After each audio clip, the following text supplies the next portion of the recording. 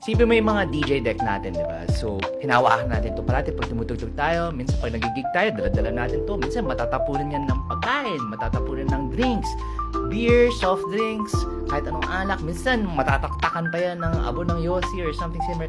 So, lot of different situations na hindi masyado beneficial para sa health ng DJ controller natin, di ba? So, over time, minsan talaga nagkakaroon ng wear and tear yan.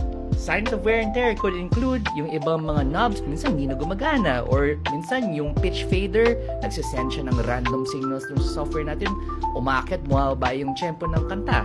Pagdating sa mga situations na ganyan, what I always try to do is pinapadala ko yung controller doon sa service center. For Pioneer DJ or Alpha Theta, papadala mo lang yan sa Zamoni, sila yung distributor dito sa Philippines.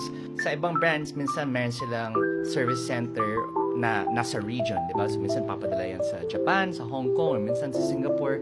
Tapos usually, kung saan mo binili yung controller mo, sila yung i-consult. Yung suggestion ko talaga is to get the service center or the professionals to do it. Kasi minsan, pag kunyari tayo lang yung nag-ayos, kung hindi naman talaga tayo marunong, minsan lumalala pa lalo yung problema. So, try to do that first. Mag-research muna kung saan yung service center malapit sa'yo, or kung baka pwede mo siyang ipadala as a package, and then they can advise you kung ano nga ba yung dapat gawin.